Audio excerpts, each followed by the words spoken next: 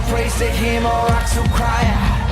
Come on, everybody praise him now.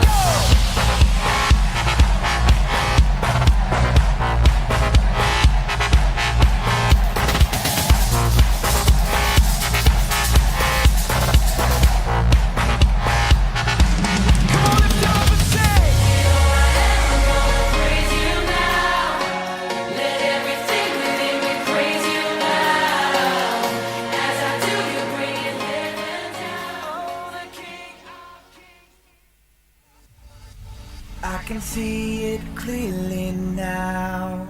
There's a reason for this sound. It's Jesus.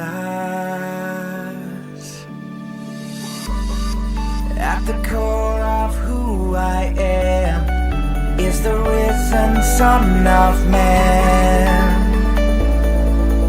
It's Jesus. Yeah.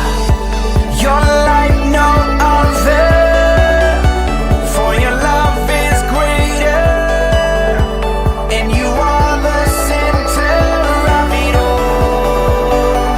It's all about you. It's all about you. It's all about you.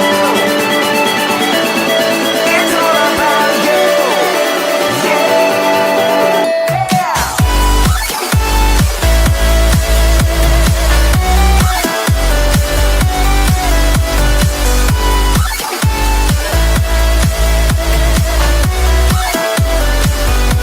It's all about you.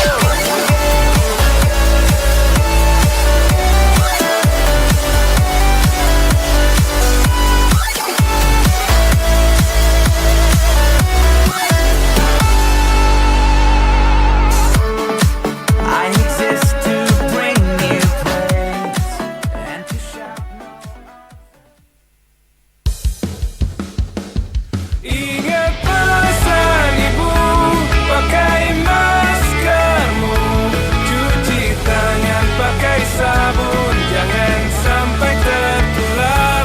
Ingat selalu pesan ibu, jaga jarakmu, hindari kerumunan, jaga keluargamu.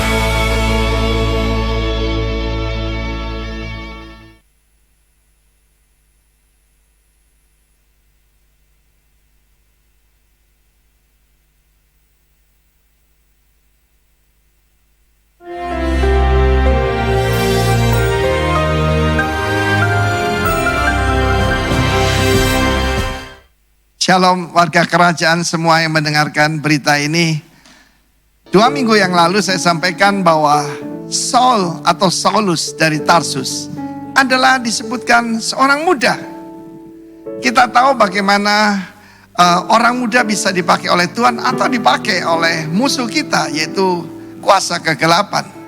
Waktu dia dipenuhi oleh kuasa kegelapan, dia menganiaya umat Tuhan, mengejar sampai ke rumah-rumah, masukkan mereka dalam penjara, membunuh mereka. Dan dengan kuasa penuh dari imam-imam kepala, dia pergi ke Damsyik. Kota Damsyik, Damaskus sekarang, itu penduduknya waktu itu 2 juta. Sampai sekarang itu adalah kota tertua di dunia yang masih ada. Nah, saudara kasih Tuhan, firman Allah mengatakan, ada seorang murid di sana bernama Ananias. Ananias artinya yang sudah menerima anugerah dari Yehova. Anda dan saya yang sudah diselamatkan, dipenuhi Roh Kudus. Kita telah menerima anugerah daripada Tuhan. Dan ketika dia sedang berdoa, Tuhan berkata pada dia, pergilah ke jalan lurus ke rumah Yudas. Situ ada seorang bernama Saul. Dia sedang, yaitu dalam keadaan buta. Kamu ke sana. Dia adalah umat alat pilihan bagiku, kata Tuhan. A chosen vessel unto me. Tuhan, dia cuma memberitahu, dia tidak protes. Ananias berkata, Tuhan itu orang dia sadis banget. Terkenal paling jahat, kejam dan luar biasa. Dan rumah itu adalah pusat di mana mereka sedang berkumpul untuk membunuh kami, para pengikutmu. Tuhan bilang tahu, tapi pergilah. Go thy way. Dia adalah alat pilihan untuk memberitakan namaku kepada bangsa-bangsa lain. raja-raja. Tapi aku juga menunjukkan kepada dia berapa banyak penderitaan yang harus dia derita oleh karena namaku. Saudara yang kasih Tuhan, saya begitu kagum akan Ananias ini. Ada Ananias lain yang kisah Rasul pasal yang kelima itu. Tapi yang ini, saudara, Daniel dilemparkan ke gua singa. Sadrak, Mesak, Abednego dilemparkan yaitu perapian. Tetapi Ananias berjalan sendiri dan pergi ke situ. Saudara, perkataan jalan lurus dalam bahasa Greka, dalam bahasa Aram disebutkan adalah the fat street, fat atau abundance. Satu pelajaran di sini, saudara mendapatkan berkat itu ketika engkau berjalan di dalam kehendak Tuhan. Itu pusat daripada pembantaian pengikut Kristus. Dan Ananias pergi ke sana. Apa yang memberikan kekuatan pada dia? Perintah Tuhan itu memberikan anugerah.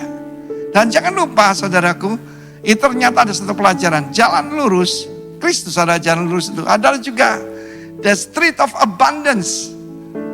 Yesus menjanjikan hidup dengan segala kelimpahannya. Tetapi juga di situ adalah house of praise.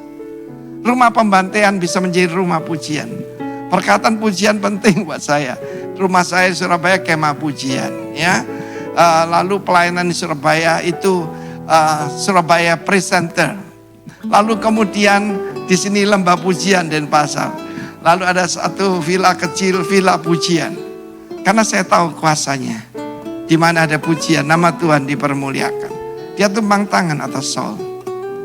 Dan kalau kita dalam kehendak Tuhan, sesuatu skill yang di matanya lepas, selaput itu, dia melihat kembali. Dan firman Allah mengatakan dia dibaptis, langsung dipenuhi Roh Kudus, segera dia pergi ke rumah ibadat.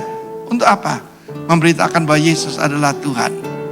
Dan Saul si sadis ini menjadi the preacher of grace. Hari ini, saudaraku, dia dipakai Tuhan luar biasa. Saya percaya akan ada yaitu Saulus-Saulus di Indonesia. Tetapi juga ada Ananias termasuk yang mendengarkan ini. Tuhan memberkati kita semua. Young man, bangkit. Seperti Saul dari Tarsus. Dan Ananias dari Damaskus. God bless you. Amin. Haleluya, puji nama Tuhan. Shalom. Sekali lagi shalom anak muda. Shalom. Semua bangkit berdiri. Kita akan memulai ibadah kita di siang hari ini. Sebelum kita memulai ibadah di siang hari ini, saya mau mengucapkan selamat ulang tahun untuk BTS, para ARMY di sini. Kemudian saya mengucapkan selamat juga untuk Jerman yang tadi malam menang. Weh, luar biasa. Jerman lawan Portugal. Mantap. Masih ada kemungkinan Jerman masuk ya. Haleluya. Iya, oh ada pendukung Jerman di sini banyak. Oke, mari kita siapkan hati kita. Kita sama-sama berdoa dan mengucap syukur Tuhan. Terima kasih untuk kesempatan Tuhan di siang hari ini. Kami ada hanya untuk menyenangkan hati Tuhan. Ini anugerah bagi kami bisa ada di tempat ini. Kami hanya mau menyenangkan hati Tuhan. Kami hanya mau memuji dan memuliakan namamu Tuhan. Biar Engkau menikmati pujian dari tempat ini. Engkau saja yang layak untuk terima segala sembah dan pujian dari tempat ini. Datanglah kerajaan-Mu, jadilah kehendak-Mu di tempat ini seperti di sorga. Dalam nama Tuhan Yesus kami berdoa mengucap syukur. Haleluya. Amin. Sekali lagi beri tepuk tangan yang terbaik bagi Tuhan kita. Haleluya.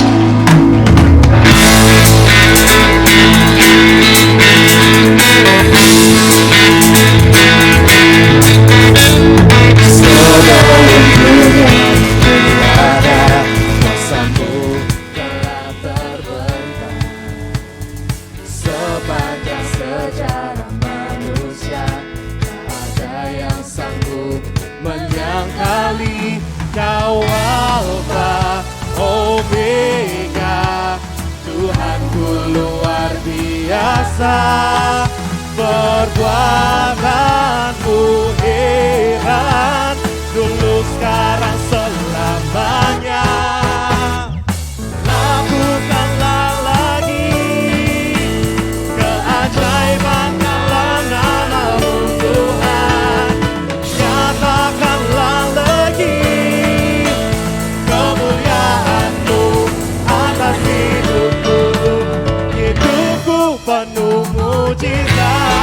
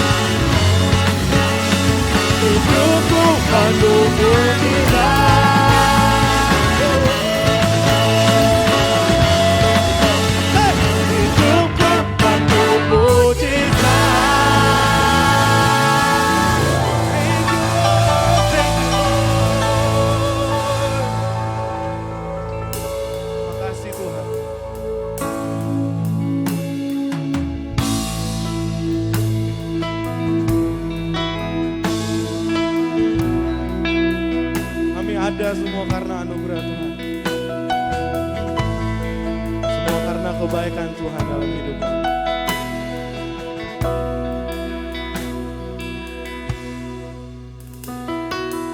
Kau hiasi kehidupanku dengan kemurahan-Mu. Kau rancangkan masa depanku penuh dengan harapan. Aku ada saat ini, semuanya karena kasih-Mu. Aku hidup hari ini, semua berkat kemurahan-Mu.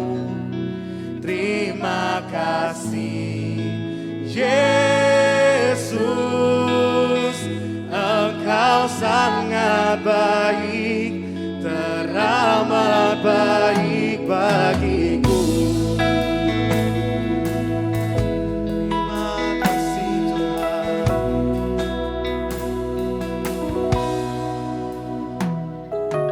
Kau hiasi kehidupanku dengan kemurahan-Mu. Kau rancangkan masa depanku penuh dengan harapan. Aku ada saat ini, semuanya karena kasih-Mu. Aku hidup hari ini, semua berkat kemurahan-Mu. Terima kasih Yesus, Engkau sangat baik, teramat baik. Aku ada saat ini, semuanya karena kasih-Mu. Aku hidup hari ini, semua berkat kemurahan-Mu. Terima kasih Yesus, Engkau sangat baik, teramat baik bagiku.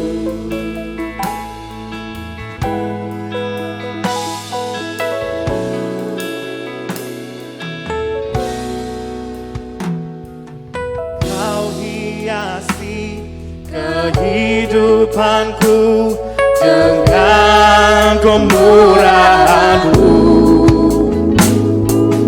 Kau rancangkan masa depanku penuh dengan harapan. Oh, aku ada saat ini, semuanya karena kasih-Mu. Aku hidup hari ini, semua berkat kemurahan-Mu.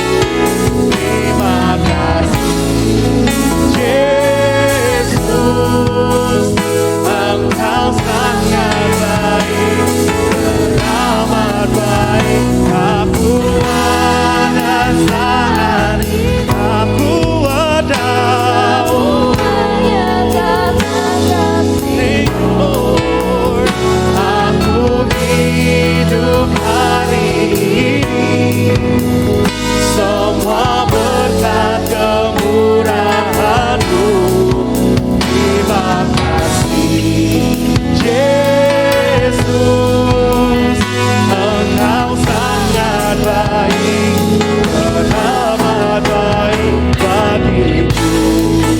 Yesus, Engkau sangat baik, teramat baik bagiku.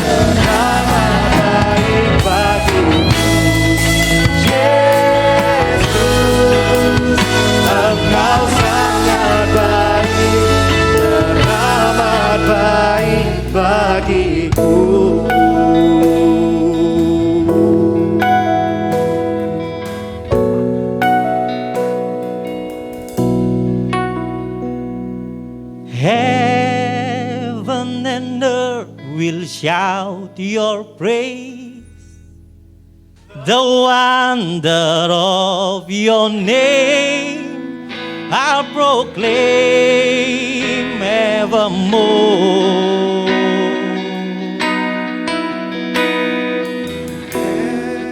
Heaven and earth We'll shout your praise, the wonder of your name, I'll proclaim evermore. Mari kita proklamasikan. Heaven and earth will shout your praise, the wonder of your name, I proclaim evermore.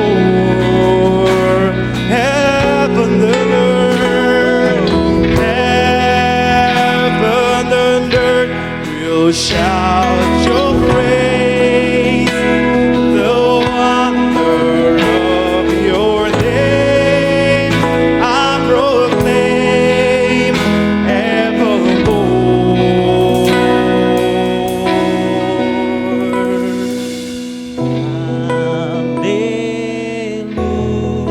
Haleluya,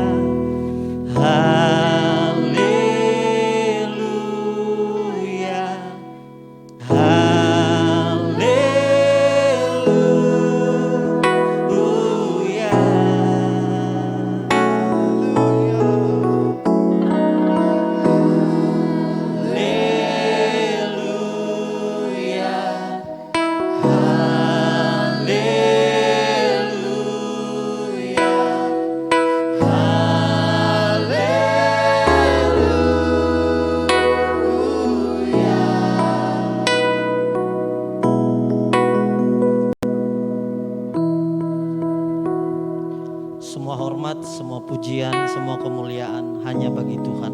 Kami bersyukur untuk Tuhan kami yang hidup. Kami tinggikan namamu, kami agungkan namamu. Berbicara bagi kami, terutama bagi hambamu. Berkati dengan kata-kata yang sederhana, yang mudah dimengerti.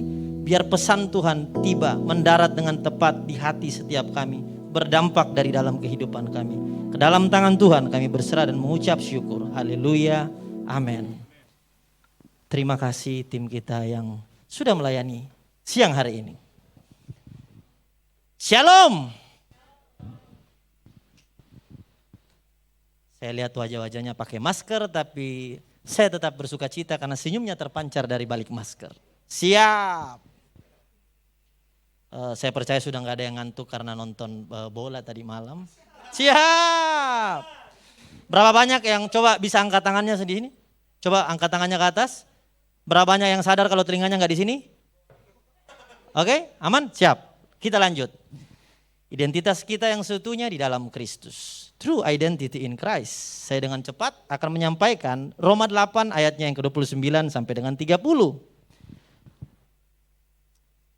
Sebab semua orang yang dipilihnya dari semula, mereka juga ditentukannya dari semula untuk menjadi serupa dengan gambaran anaknya. Supaya ia, anaknya itu, menjadi yang sulung di antara banyak saudara. Dan mereka yang ditentukannya dari semula, mereka itu juga dipanggilnya. Dan mereka yang dipanggilnya, mereka itu juga dibenarkannya. Dan mereka yang dibenarkannya, mereka itu juga dimuliakannya. Siap. Kita tahu pembahasan di minggu yang pertama yang disampaikan oleh Bapak Gembala kita juga sudah membahas tentang identitas. Dan kita juga tahu bahwa di Kejadian yang pertama ayatnya ke-27 mencatat kita diciptakan serupa dan segambar dengan siap. Kan ini generasi dan bersemangat, kita saling berinteraksi. Siap. Melihat kondisi hari-hari ini dengan segala keadaan yang terjadi, dengan segala macam yang terjadi di sekeliling kita. Nah, kemudian timbul satu pertanyaan. Situasi yang hari-hari ini kan ada yang baik-baik saja, ada juga yang tidak baik-baik saja. Tapi kemudian yang menjadi pertanyaan adalah apa pengaruh identitas kita dalam situasi yang kita jalani hari-hari ini? Saya kalau nggak salah di kakak-kakaknya juga lagi membahas tentang identitas. Siapa yang percaya kehidupan kita di sini pasti punya dampak untuk orang lain. Membawa pengaruh bagi orang lain. Siap, ada Bro Jason sambil angkat kamera, angkat tangan. Mantap. Yang lain yang tidak angkat kamera, ada yang percaya kah atau tidak ada yang percaya? Ada yang percaya bahwa kehidupan kita bawa dampak buat kehidupan orang lain? Siap. Saya punya catatan cukup banyak, jadi saya Pastor Hence saya mohon izin kita sampai jam 5 sore. Terima kasih teman-teman.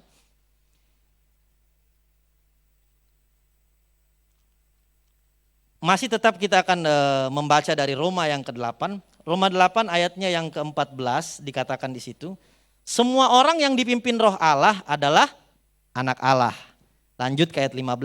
Sebab kamu tidak menerima roh perbudakan yang membuat kamu menjadi takut lagi. Tetapi kamu telah menerima roh yang menjadikan kamu anak Allah. Oleh roh itu kita berseru ya Aba, ya Bapa. Ayat 16. Roh itu bersaksi bersama-sama dengan roh kita bahwa kita adalah anak-anak Allah. Lanjutkan ayat 17.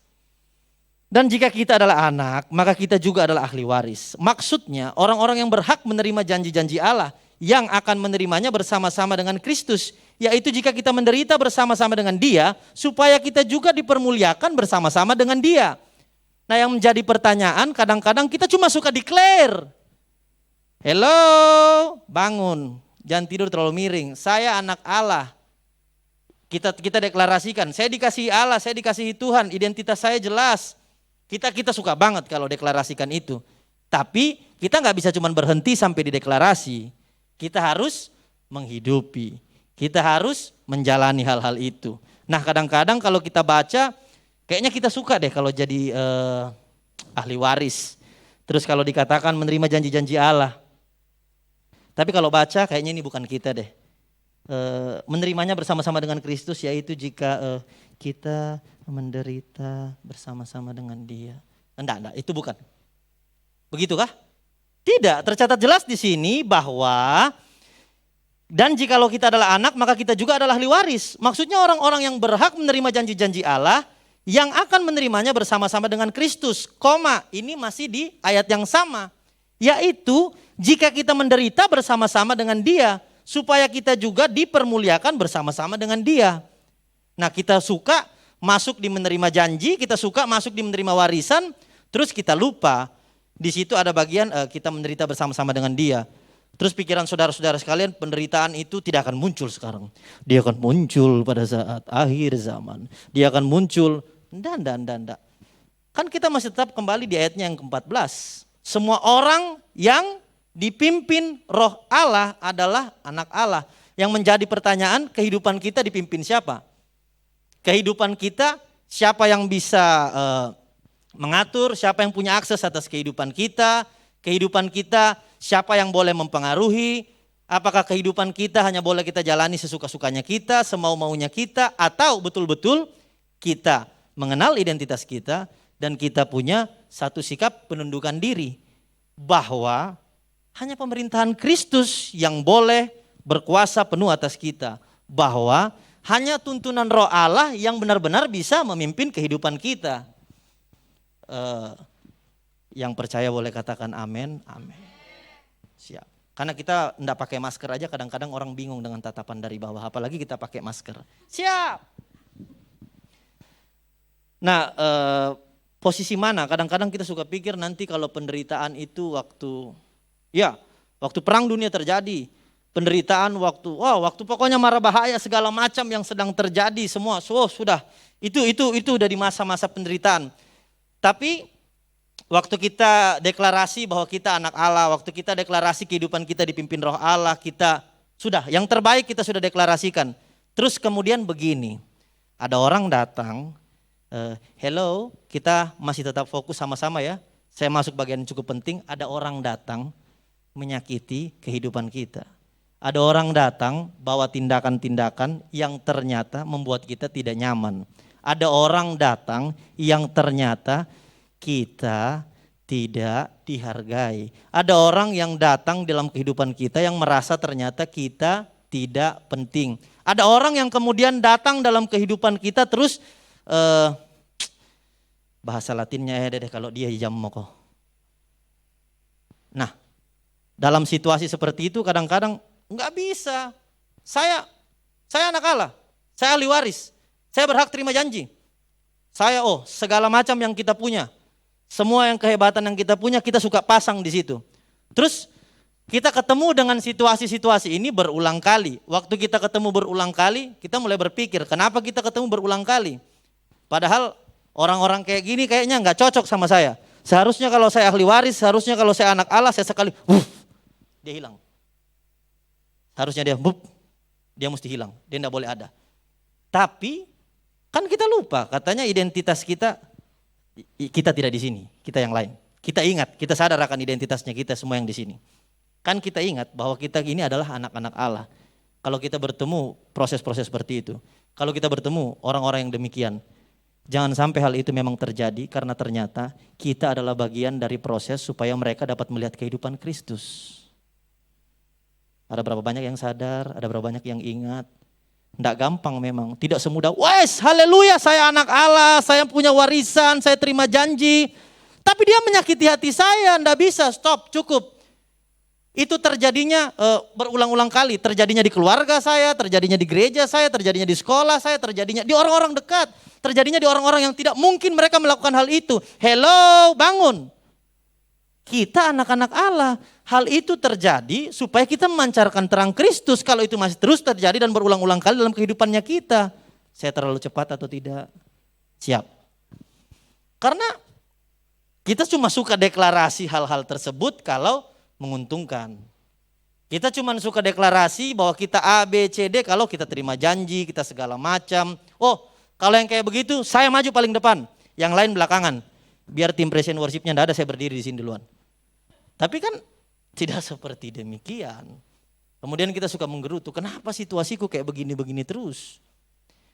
Kenapa kayaknya di rumah saya kurang nyaman? Di sini enggak ada, saya tahu di sini aman. Tapi saya cuma membagikan saja. Saya kurang nyaman di rumah karena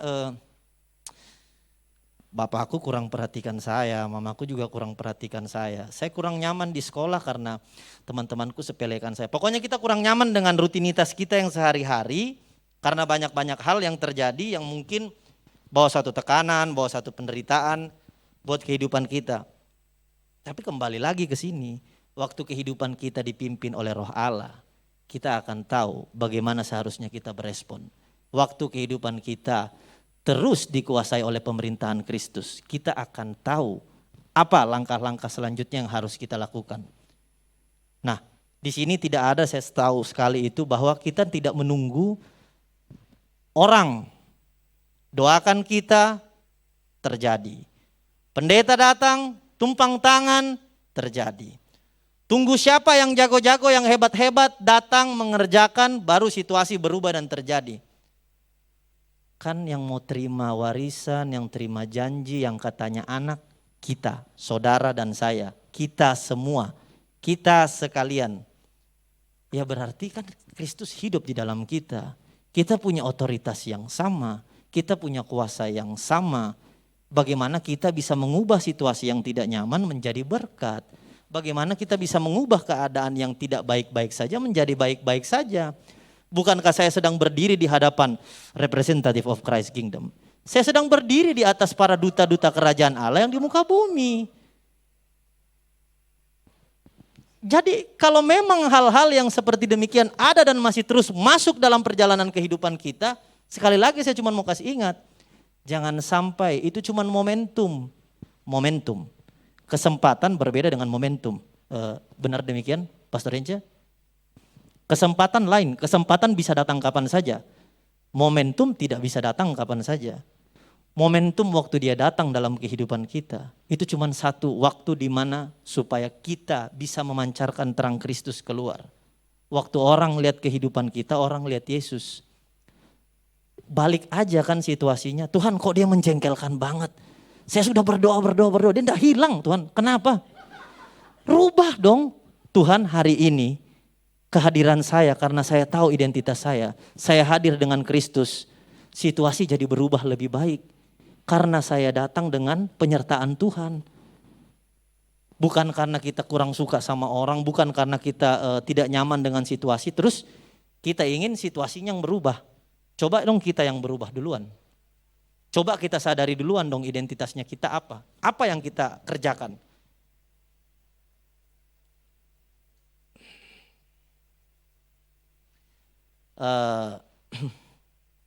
Kita pindah dengan cepat 1 Yohanes 2 ayat 6.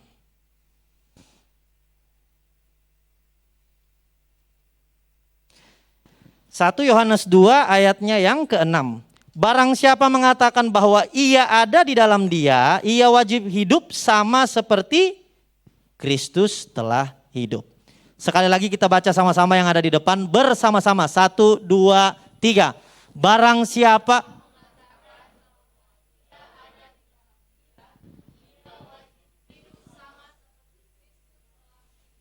siap. Kalau kita katakan kita anak, Yesus ada dalam kita.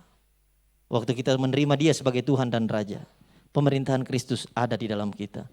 Identitasnya tidak bisa digantikan dengan yang lain. Kita adalah anak. Berarti kita hidup dengan DNA Bapa. Kita hidup dengan gaya hidupnya Bapa. Saya memperhatikan anak-anak saya, waktu mereka bertumbuh, makin hari saya melihat ada banyak tindakan-tindakan, ada banyak langkah-langkah yang mereka kerjakan yang mereka menyerupai saya, mereka mencontohi yang saya lakukan. Nah kalau demikian, kalau kita katakan kita anak, kalau kita katakan kita punya DNA Bapa, terus perbuatan kita tidak sama seperti Kristus hidup, Bapa yang mana yang kita lagi ikuti? Bapa yang mana yang lagi memerintah dalam kita? Enggak, saya enggak bicara ini karena jagoan, karena saya sudah selesai. Saya juga sedang mengerjakan hal yang sama. Tidak karena saya di sini terus saya bisa bicara seperti ini. Tidak, sama. Bukan yang kalau teman-teman lihat yang ada di altar terus kudus terus pulang di rumah sama. Bisa aja berdiri di sini tapi ngomong di luar kasar. Bisa aja berdiri di sini tapi kita memperlakukan hal-hal yang tidak wajar, tapi itu tidak ada di sini. Siap, jempolnya di atas. Itu tidak ada di sini karena kita sadar akan identitasnya kita, karena kita tahu kita siapa. Itu sebabnya tadi saya bertanya, siapa yang tahu, siapa yang paham bahwa kehidupan setiap kita pasti bawa dampak. Nah, dari identitas kita masuk ke dampak. Shalom Ernest. Kita masuk ke dampak, yaitu saya pernah ingat 10-15 tahun yang lalu, setelah saya berdiri di sini sekarang, baru saya lihat ke belakang, 10-15 tahun yang lalu, ternyata saya banyak melakukan hal yang orang kemudian melihat itu jadi satu teladan, tapi sayangnya teladan yang kurang bagus. Akhir-akhir ini mereka mengkomunikasikan dengan saya, mereka melihat di mana posisi saya, kenapa saya seperti ini. Kemudian kami berbicara, kami sepakat, pemulihan terjadi dan mereka mulai mengerjakan hal-hal yang baik menurut apa yang Tuhan kehendaki.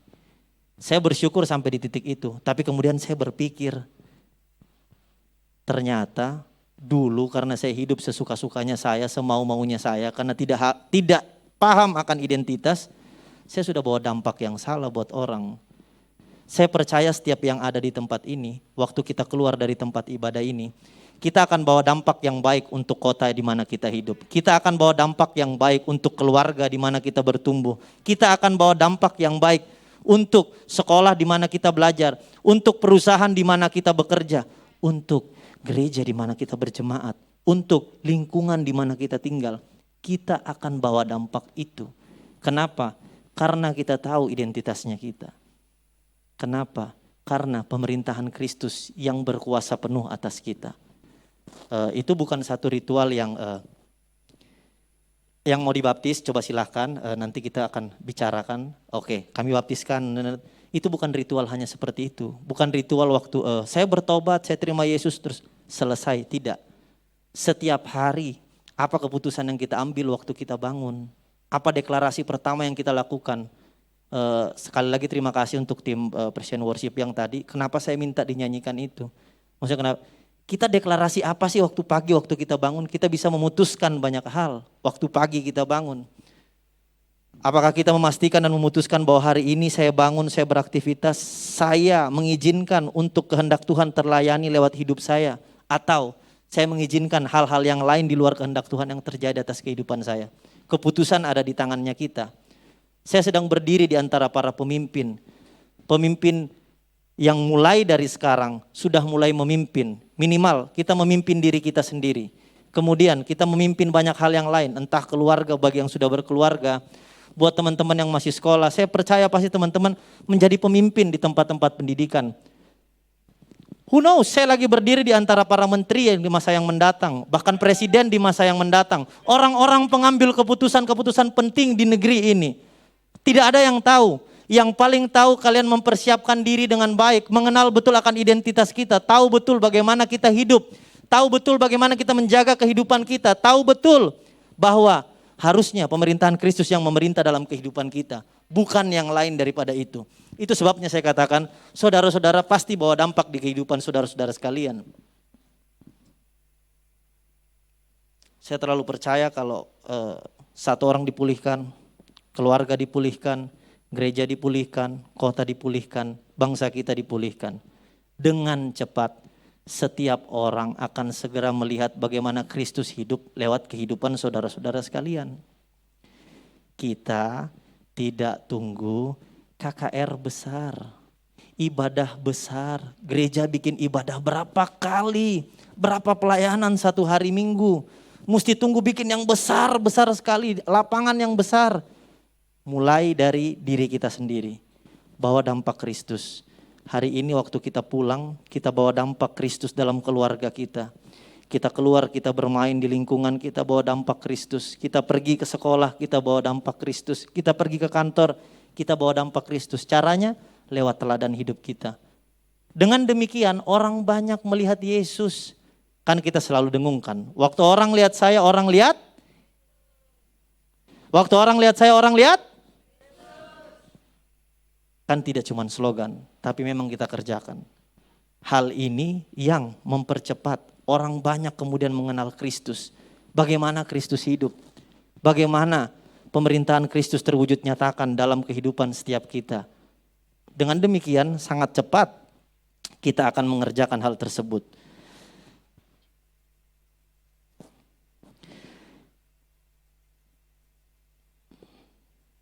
Dalam 1 Yohanes 2 tadi ayat kalau mulai dari ayatnya yang keempat sampai 6, di situ sangat jelas dikatakan identitas, posisi, dan cara hidup. Mari kita baca dari ayatnya yang keempat. 1 Yohanes 2 ayat 4 sampai 6. Barang siapa berkata, aku mengenal dia, tetapi ia tidak menuruti perintahnya. Ia adalah seorang pendusta dan di dalamnya tidak ada kebenaran. Tetapi barang siapa menuruti firman-Nya di dalam orang itu, sungguh sudah sempurna kasih Allah. Dengan itulah kita ketahui bahwa kita ada di dalam Dia. Barang siapa mengatakan bahwa ia ada dalam Dia, ia wajib hidup sama seperti Kristus telah hidup.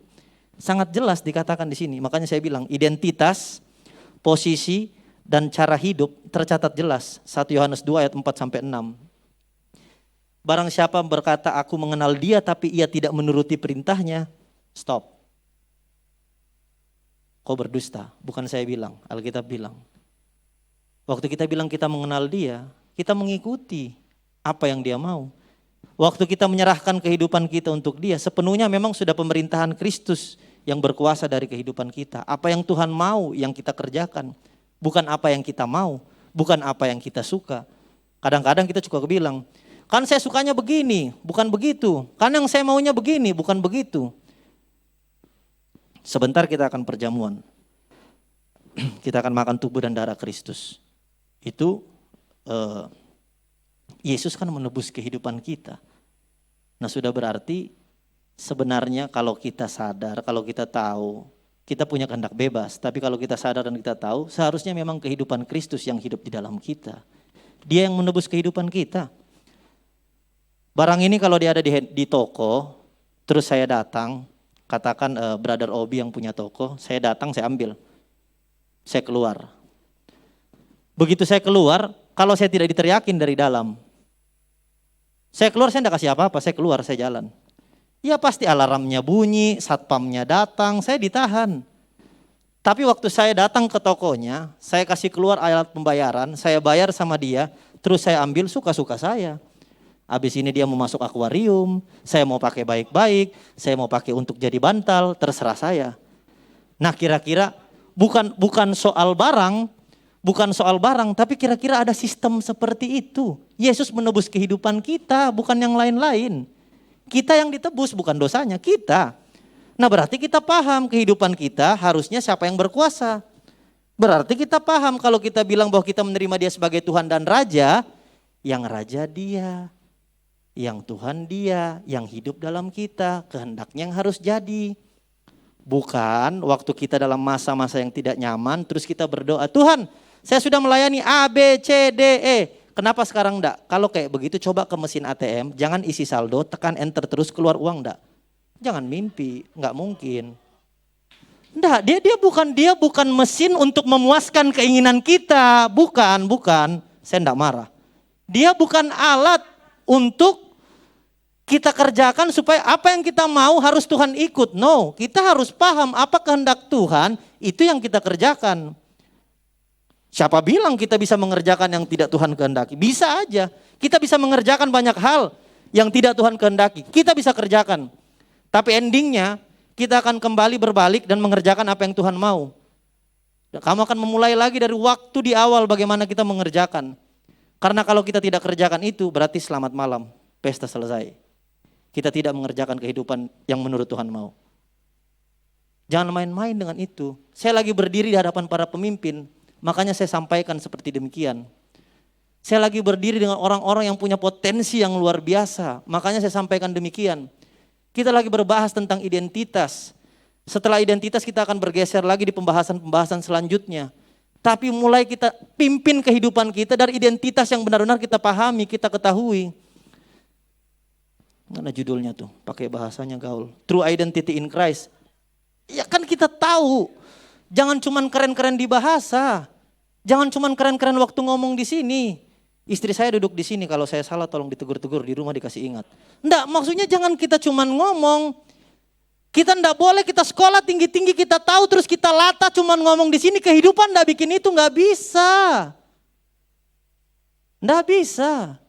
Kita enggak bisa mau ngapa-ngapain aja menurut yang kita mau. Harus menurut yang Tuhan mau. Sekali lagi, saya baik-baik saja.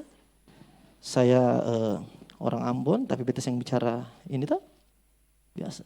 1 Yohanes 2 ayat 14 sampai 17. Aku menulis kepada kamu hai anak-anak karena kamu mengenal Bapa. Aku menulis kepada kamu hai bapak-bapak karena kamu mengenal Dia yang ada dari mulanya. Aku menulis kepada kamu hai orang-orang muda karena kamu kuat dan firman Allah diam di dalam kamu dan kamu telah mengalahkan yang jahat.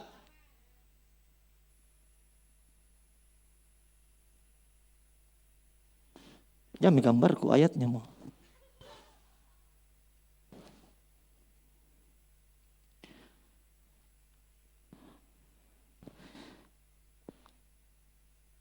Dikatakan di sini orang-orang muda karena kamu kuat dan firman Allah diam di dalam kamu dan kamu telah mengalahkan yang jahat. Paling banyak kekuatan ada di orang-orang yang muda. Cuman kita suka berpikir nanti kalau sudah berpengalaman, nanti kalau umurnya sudah matang, nanti kalau sudah bisa baru kita kerjakan. Come on generasi muda, kita kuat karena firman Allah hidup di dalam kita. Kita kuat karena kita kenal identitasnya kita. Dulu Bung Karno bilang kasihkan 10 pemuda, 10 apa berapa ya kalau nggak salah, itu 10. Kemudian saya akan mengguncangkan. Nah ini semua pemuda-pemuda, kalau pemuda-pemuda kita yang sadar akan identitasnya kita tahu untuk apa kehidupannya kita. Apakah tidak terjadi satu keguncangan yang besar dengan merayakan, dengan mewujud nyatakan pemerintahan Kristus di muka bumi? Di antara generasi-generasi muda ada banyak yang menjadi pemimpin di perusahaan-perusahaan. Di antara generasi-generasi muda ada banyak yang menjadi pemimpin di masa-masa pendidikannya. Itu sangat luar biasa, kita punya satu kekuatan besar di tempat ini yang tidak kita gunakan untuk kepentingan kita sendiri, tapi untuk nama Tuhan dipermuliakan, untuk kehendak Tuhan semakin diwujud nyatakan di muka bumi ini, khususnya di kota Makassar yang kita cintai ini. Jangan mengasihi dunia, karena mengasihi dunia melekat dengan perbuatan dunia. Dan kasih Bapa tidak ada dalam orang tersebut. Hidupi kehendak Allah selama-lamanya. Bukan kehidupi kehendak Allah awal bertobat, kehidupi kehendak Allah waktu mau dibaptis, kehidupi kehendak Allah waktu konseling pernikahan, kehidupi kehendak Allah waktu... Enggak, selama-lamanya kita hidupi kehendak Allah. Kehendak Allah kita hidupi bukan musim. Nanti kalau, saya lagi odo-odo yang itu, baik-baik dulu kehidupanku. Anak muda jangan lupa, yang sudah mulai membangun hubungan dengan lawan jenis, jaga kehidupan, jaga kekudusan, jangan suka dekat-dekat, bahaya. Serius, mungkin kayaknya ketawa-ketawa di sini, tidak. Kita jaga kehidupan, jaga kekudusan. Kita sadar dengan identitasnya kita. Kita tahu kita siapa. Kita tahu kehidupan kita masih muda dan masih panjang perjalanan kita ke depan supaya kehendak Tuhan diwujud nyatakan dalam kehidupan kita. Bukan kehidupan dia, kehidupan kita. Masing-masing bertanggung jawab dengan kehidupan kita pribadi.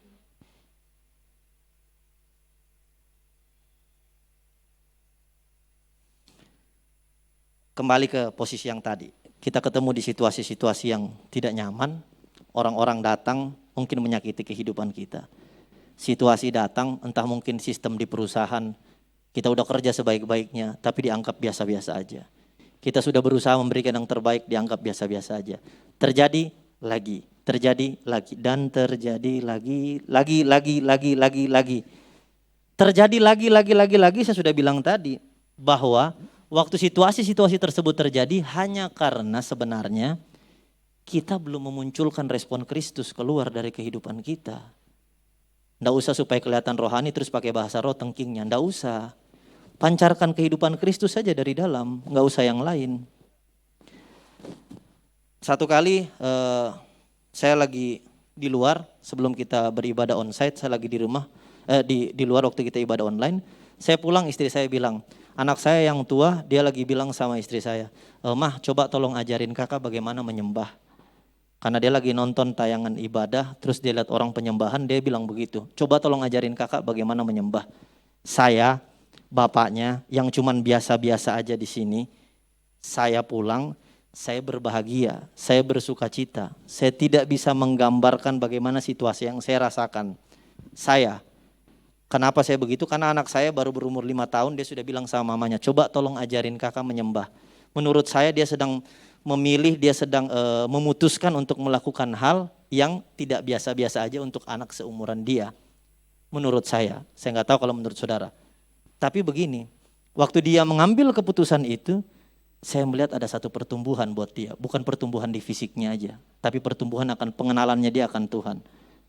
Kemudian kedua, dalam proses itu, saya merasa berbahagia karena ternyata dia paham apa yang sedang terjadi. Kenapa hal-hal ini mesti terjadi? Nah, kalau saya yang cuman biasa-biasa ini, yang ya maksudnya katakan ya biasa aja, bisa berbahagia dengan pertumbuhan anak saya, bisa berbahagia dengan keputusan-keputusan yang dibuat.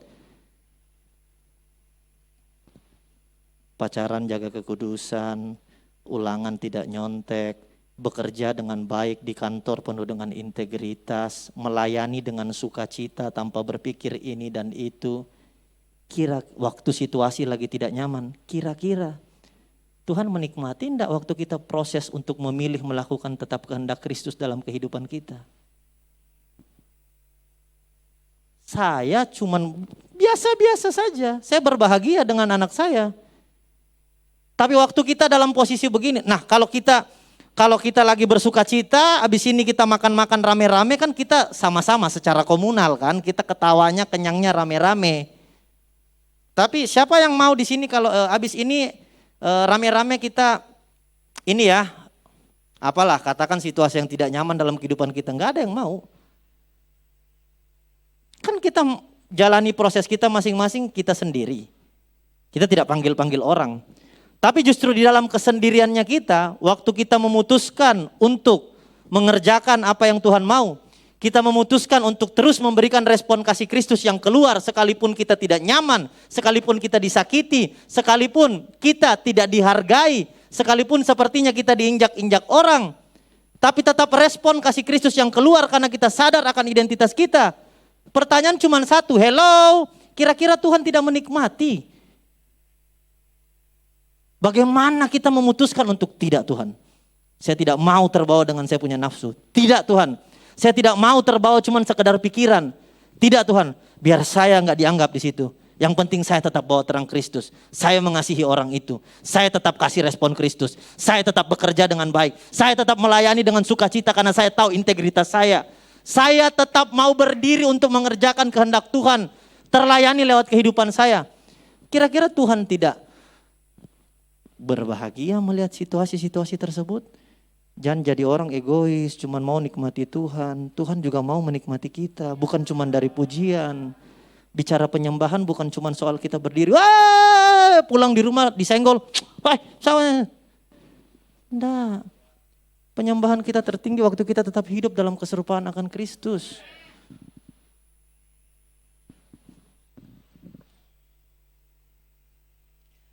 Dua lembar lagi dan jam 6 kita selesai. Jatuh kan botolnya Bro Hobi akhirnya. Saya tutup dengan cerita Daud. Kita tahu Daud kalau kita baca di Samuel, 1 Samuel 17 ayat 34 sampai 37.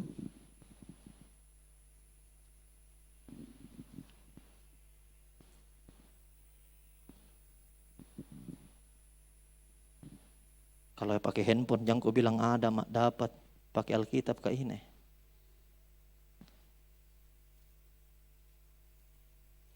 Satu Samuel 17 ayatnya yang ke-34 sampai 37. Biasa saya lebih menyala-nyala dari ini cuma karena pakai masker saya takut nanti terlalu banyak aktivitas nafasnya ngos-ngosan. Ayat 34 sampai 37. Tetapi Daud berkata kepada Saul, hambamu ini biasa mengembalakan kambing domba ayahnya. Apabila datang singa atau beruang yang menerkam seekor domba dari kawanannya, maka aku mengejarnya, menghajarnya, dan melepaskan domba itu dari mulutnya. Kemudian apabila ia berdiri menyerang aku, maka aku menangkap janggutnya, lalu menghajarnya dan membunuhnya. Ayat 36, baik singa maupun beruang itu telah dihajar oleh hambamu ini. Dan orang Filistin tidak bersunat itu, ia akan sama seperti salah satu daripada binatang itu. Karena ia telah mencemooh barisan daripada Allah yang hidup. Pula kata Daud, Tuhan yang telah melepaskan aku dari cakar singa dan dari cakar beruang, dia juga akan melepaskan aku dari tangan orang Filistin itu. Kata Saul kepada Daud, pergilah, Tuhan menyertai engkau. Saya tidak bahas ayat ini ditahan saja. Saya tidak bahas ayat ini untuk memberi semangat kepada saudara-saudara. Kalau datang situasi yang tidak nyaman, kalau datang dari depan yang besar-besar yang menantang kita, segera datangi, hancurkan. Bukan. Situasi tidak nyaman muncul di depan, orang menyepelekan kita. Kalau kita baca lagi di atas dari 1 Samuel 17 ini, ayat 28 malah. Ketika Eliab kakaknya yang tertua mendengarkan perkataan Daud kepada orang itu, bangkitlah amarah Eliab kepada Daud sambil berkata, mengapa engkau datang? Dan pada siapa kau tinggalkan kambing domba yang ada 2-3 ekor itu di padang gurun? Aku kenal sifat pemberani dan kejahatan hatimu. Engkau datang kemari dengan maksud melihat pertempuran. Maksudnya kehadiran Daud bahkan disalahartikan oleh kakaknya sendiri. Kehadiran Daud di situ kan disuruh papanya, suruh datang, cek kakak-kakakmu di situ nak. Mereka lagi maju ke medan pertempuran. Apakah mereka baik-baik saja? Papa titip bekal, bawa buat mereka supaya mereka makan di sana. Kamu cek aja. Tapi waktu Daud datang ke situ, nanti kalau pulang di rumah baca.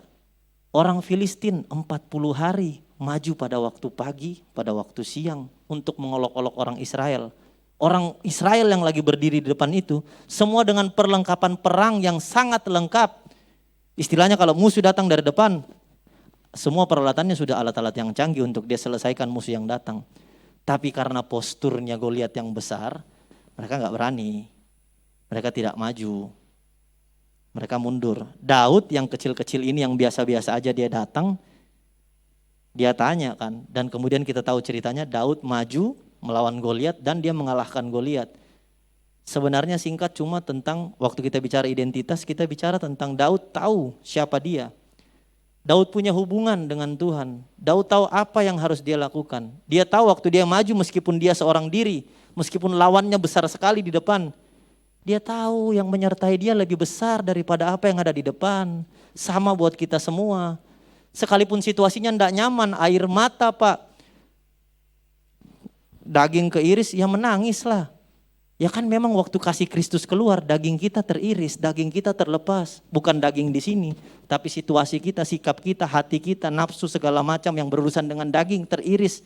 Sakit, tapi kasih Kristus yang keluar dan terpancar. Daud maju, Daud kalahkan Goliat dengan penyertaan Tuhan. Sekali lagi saya bilang, bukan saya bilang di sini bahwa segera selesaikan, kalahkan. Tidak. Maju, hampiri masalahmu yang di depan, hampiri rintangan-rintanganmu yang di depan. Maju dengan penyertaan Tuhan. Selesaikan secara terhormat dengan cara yang Tuhan mau. Selesaikan sampai akhir, sampai menang. Dengan bagaimana kehendak Tuhan yang terjadi dalam kehidupanmu. Itu langkah-langkah yang kalian pakai untuk kehidupan kita.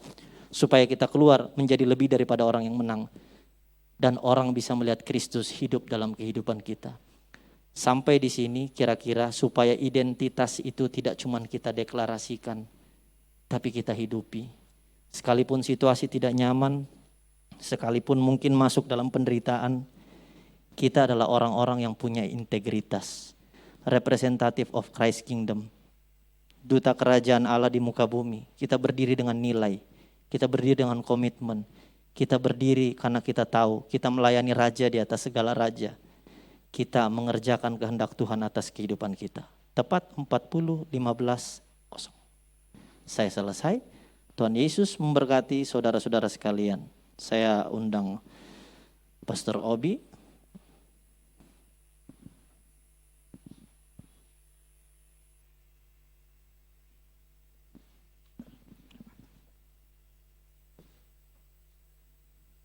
Ya, ini bukan khotbah 2 kali ya, tapi kita akan persiapkan hati kita untuk melakukan perjamuan kudus. Yang sudah mendapatkan anggur dan roti, bisa bangkit berdiri.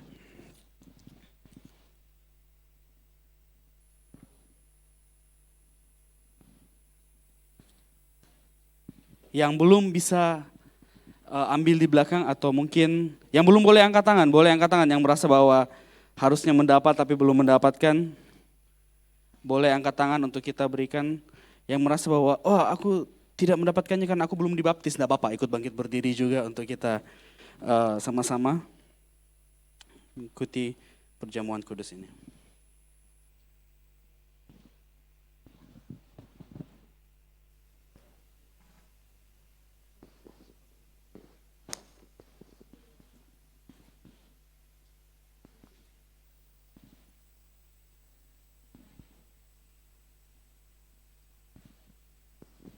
Yang sudah mendapatkan roti dan anggur, mari kita angkat roti kita. Sebab apa yang telah kuteruskan kepadamu telah kuterima dari Tuhan, yaitu bahwa Tuhan Yesus pada malam waktu ia diserahkan, ia mengambil roti. Dan sesudah itu ia mengucap syukur atasnya, ia memecah-mecahkannya dan berkata, wow, inilah tubuhku yang diserahkan bagi kamu, perbuatlah ini menjadi peringatan akan aku. Kita melihat roti ini, bukan roti yang biasa, roti ini adalah tubuhnya Kristus. Dia gantikan tubuh kita, tubuh yang hina, digantikan oleh tubuh kemuliaan yang baru, tubuh yang hina, tubuh yang seharusnya kita dihukum, tapi karena tubuh ini ada identitas yang baru, ada semangat yang baru, ada kekuatan yang baru masuk ke dalam hidup kita. Kita peringati ini, kita makan di dalam nama Tuhan Yesus Kristus.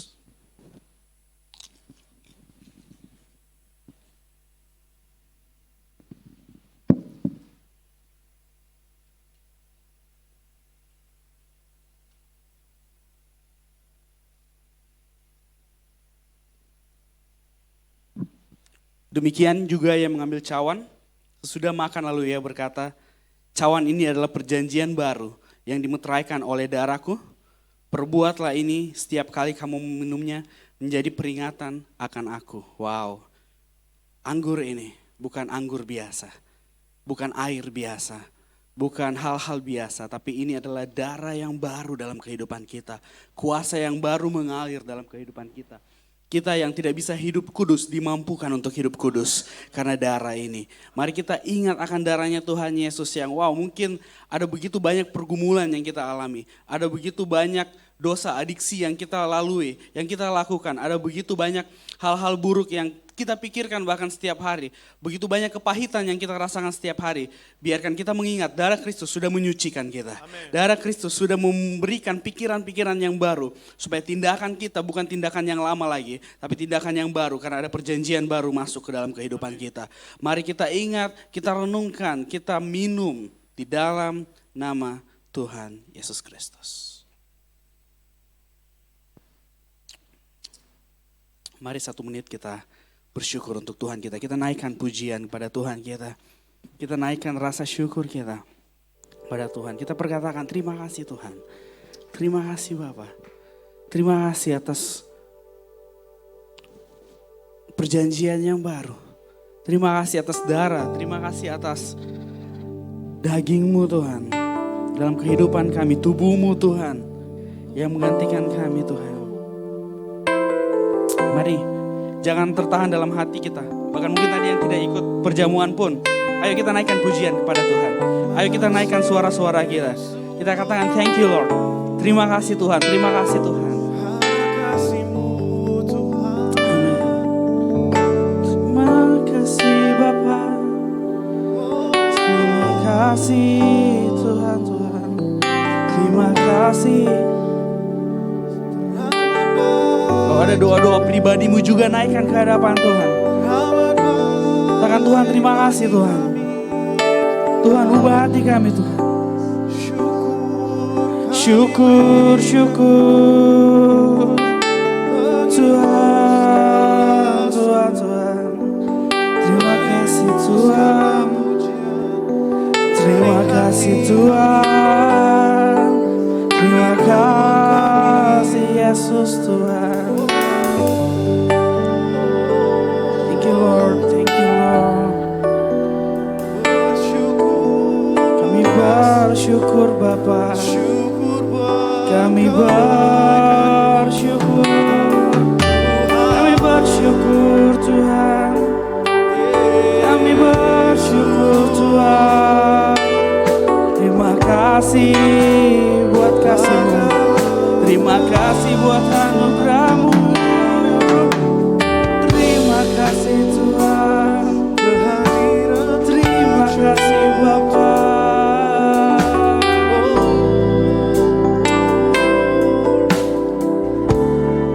Terima kasih Tuhan, terima kasih Bapa. Wow. Terima kasih atas pengorbanan-Mu. Terima kasih atas segala hal-hal baik yang Engkau telah taruh. Bahkan di saat kami tidak setia, Engkau sudah setia Tuhan dalam kehidupan kami. Engkau sudah rela mati. Bahkan mungkin Engkau tahu ada begitu banyak yang tidak mengikut Engkau, tapi Engkau tetap mau untuk mati buat kami Tuhan. Terima kasih atas kasih-Mu yang tanpa syarat. Kasih-Mu yang begitu luar biasa dalam kehidupan kami. Biarkan kehidupan kami diperbaharui. Biarkan kehidupan kami diubahkan. Biarkan kehidupan kami selalu berfokus hanya kepada Kristus. Terima kasih Bapa, terima kasih Yesus. Dalam nama Yesus, haleluya. Amin. Ya, silakan duduk. Kita masuk ke pengumuman. Ada yang baru pertama kali hadir mungkin di ibadah generasi? Boleh angkat tangan atau berdiri? Jangan pura-pura. Kalau Anda tidak berdiri, saya akan menunjuk supaya Anda berdiri ya.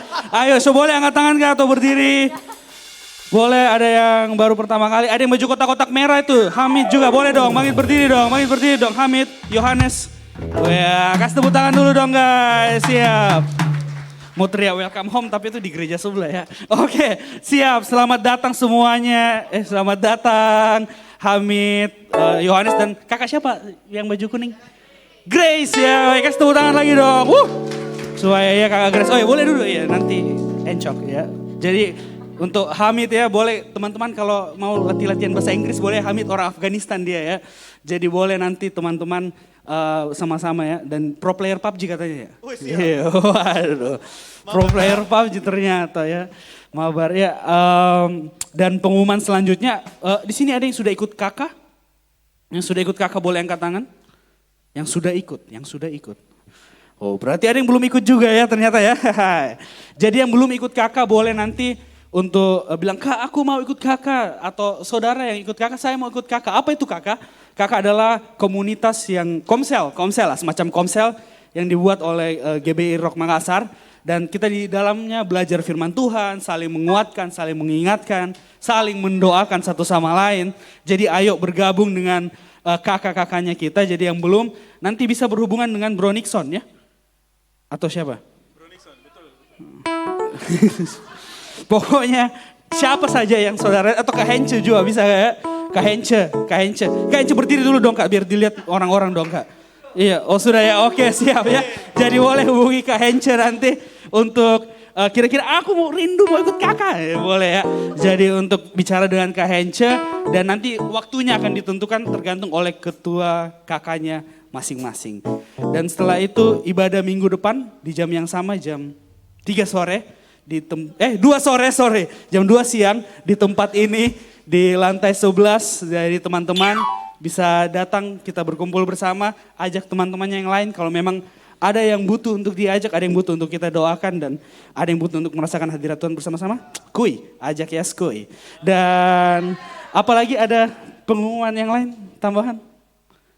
Atau ada, oh ya persembahan, wah kok gereja ini tidak melakukan persembahan ya, karena persembahannya ada di belakang teman-teman ya. Jadi boleh di belakang, nanti ada amplop bisa diisi di belakang. Dan isilah dengan hati yang sukacita ya. Apa yang Tuhan taruh di dalam hati saudara tanpa paksaan ya, tapi isi dengan hati yang bergembira. Amin. Haleluya. Ya oke, siap. Ada lagi pengumuman tambahan? Kalau tidak ada kita akan akhiri ibadah kita. Saya kembalikan ke Bung Felix. Mari semua kita makin berdiri dan kita akan mengakhiri ibadah kita di sore hari ini.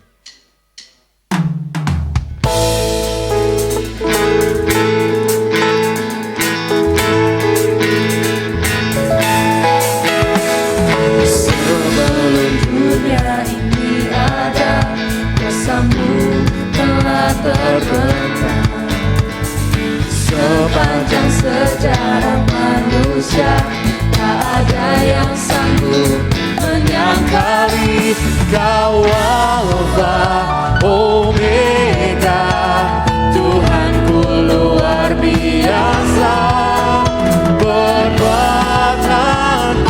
heran, dulu sekarang selamanya. Lakukanlah lagi keajaiban dalam nama-Mu Tuhan, nyatakanlah lagi